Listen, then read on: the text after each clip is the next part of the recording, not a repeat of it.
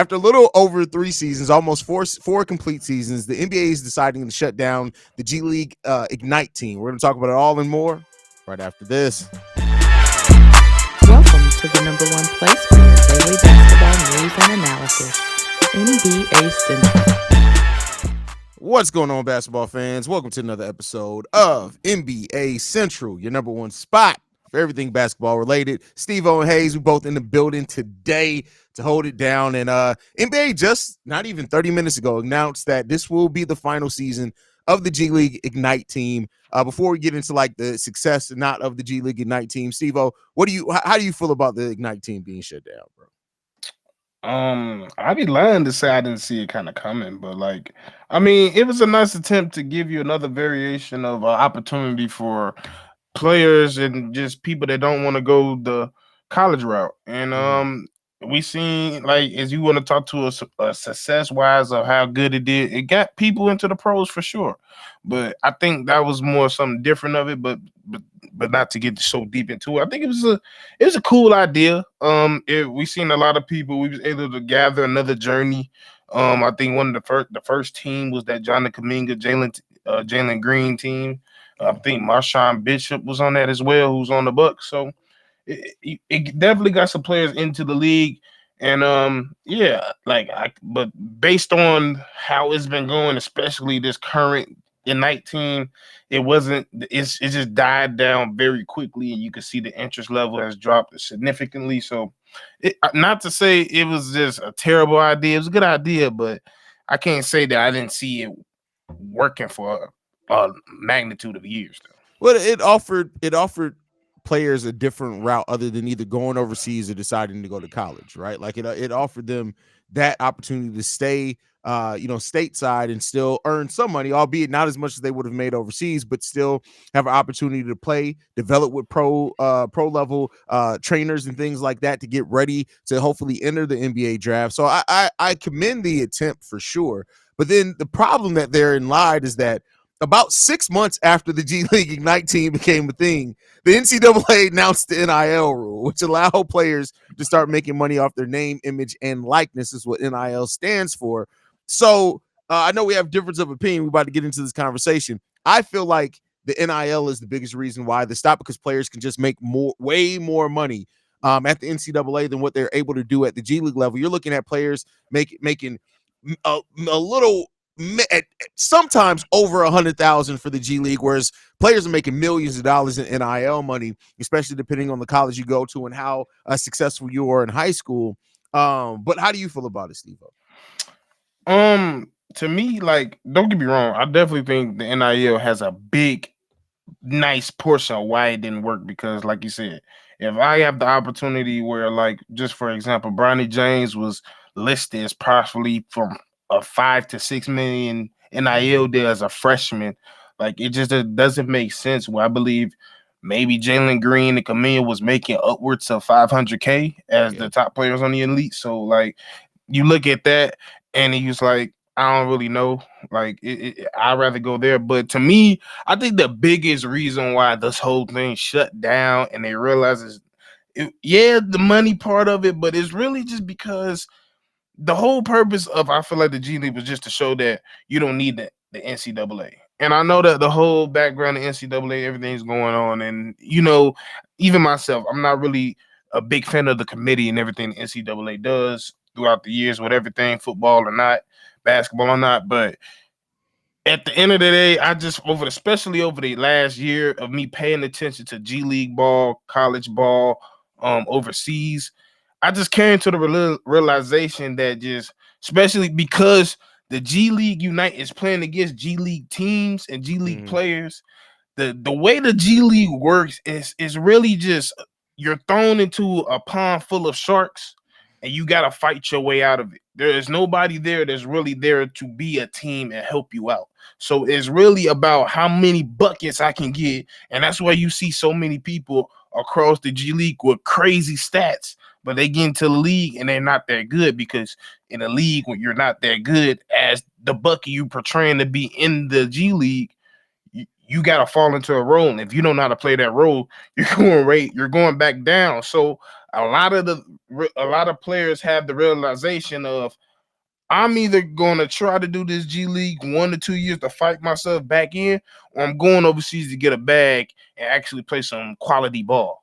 And I think that's what it is. And when you're seeing some of these players like Jalen Green and Johnny Camille, who was like the highlights of this thing, yeah, they're the names of it, but like Kaminga is definitely not what they projecting to be. Jalen Green, yeah, he a starter, is one of the high ranking guys, young guys that's coming into the league, but still he's in a whole situation where he let somebody else come into his situation and take over a team that was probably everybody thought was going to be his. So to me, the development part of the G League is really why they not allowing it to be, because yeah, there's 7 players that's currently been drafted from the G League to the pros, but it's like another 20 that's not even in the league no more, because they didn't get the role part of the NBA. And if you're not taught that, they teach that in college. They teach that overseas. And no matter how much we hate the college thing and how they do things, it's still a building ground to build some of the best players to go into the NBA. From the basketball aspect, I definitely agree with you. Like Yeah, that's the why G I'm League, looking for it. the Yeah. G League Ignite would have been more successful if they signed a coach, and it didn't have to be a big name coach, but it's like, all right, bet you're going to come into the G League. We're going to work you out. We're going to go through sets. You're very much so right. Like, you come to the G League Ignite, go get your numbers. That's what it is, right? Go get your numbers. And then you're facing off against lesser competition, because a lot of G League teams don't have that. But I would say this, like, so there have been 10 players drafted from the G League Ignite over the 3 full seasons, because they're in the 4th season now. Out of those, 8 of them are still on NBA teams. 4 were lottery picks.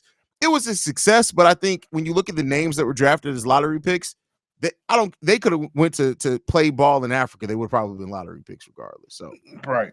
yeah, so that's definitely a thing. And here's the thing that I kind of took from this, and I wanted to talk about as well. Outside the G League Ignite being a thing, do you think that could eventually we see the G League itself go away because of NIL money?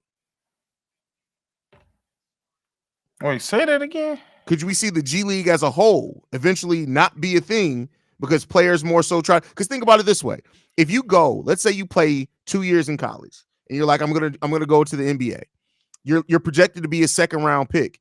Is it not better for you to stay in college and get a couple of million rather than risk being cut and then being thrown on a 2-way contract to go to the NBA, to go to a G League team?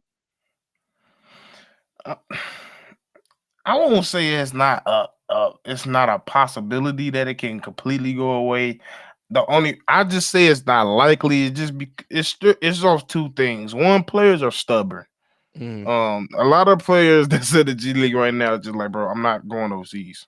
I'm not doing that's it. Fact. I'm going to find my way back into the league, and if it's through the G League, I'm going to do it. I don't care if I got to play in Shout out to Isaiah Mexico. Thomas, who just did that, by the way. Shout out to Kenneth Fareed. Shout out to there's a lot of players that are still up in that age, 30s, and they're still in there because they're fighting their way. That's all they want to do. They want to play in the States. And some people just not comfortable going over there. It's a lot of things you got to learn and stuff like that. It's a language barrier, stuff like that.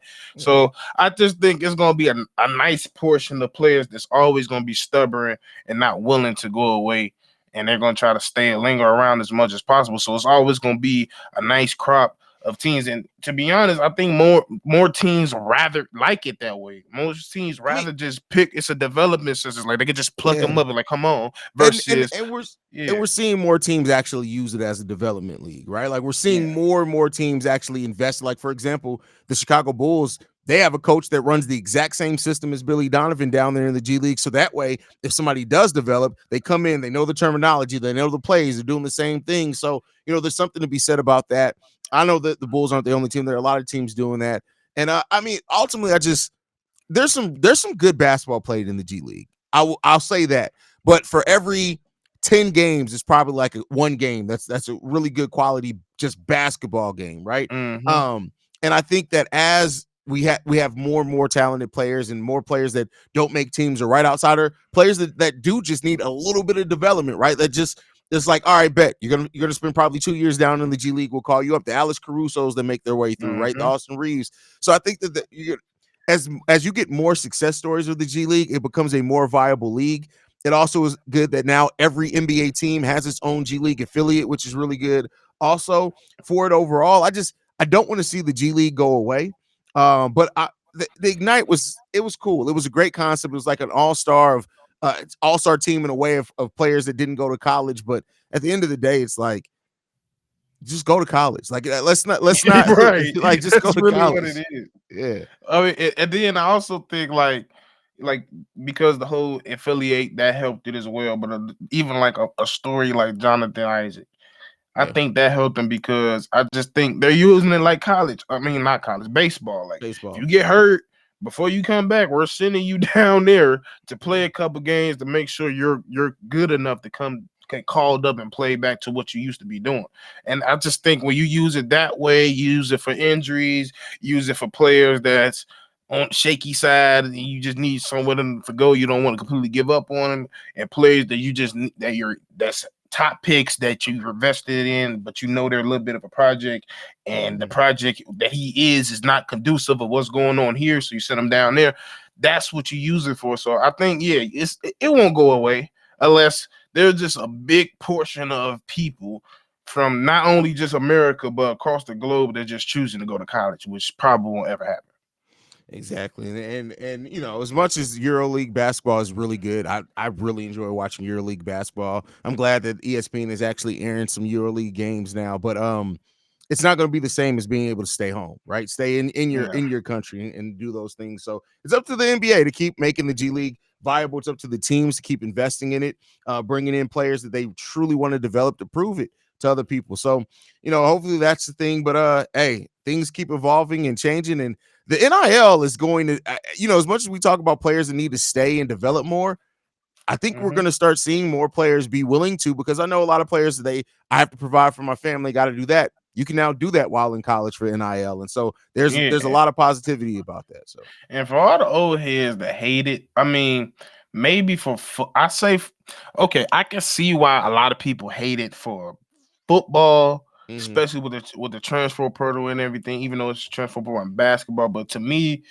the NIL helps the basketball more because to me, you need to go to college. Like we said, you need to go to college. Some of these players are just like I've always had this argument with people. Like I feel like there's way more athletes than basketball players going into the NBA at a rapid pace, and there's still a ton of programs and colleges that still teaching the principles of basketball.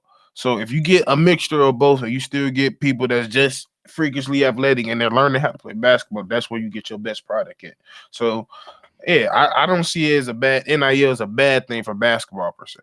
Yeah, for sure. Any last thoughts, Steve, before we get up out of here? No. All right. Well, let us know your thoughts down below on the NBA shutting down the G League Ignite team after this season. This is the final season of it. Shout out to them trying to experiment and figure out ways to keep helping young players. But you can follow the show at NBA Central Pod. You can send us any feedback, questions, comments, concerns, NBA Central Show at gmail.com. And then lastly, if you want to leave a text message and our voicemail, 773-242-9336. We the number one spot for everything basketball. We out here. Peace, y'all. This has been a presentation of the Breaks Media.